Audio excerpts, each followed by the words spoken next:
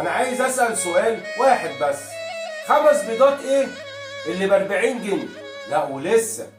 العلاج هيزيد 50% على مدار ال3 شهور الجايين. لا ولسه.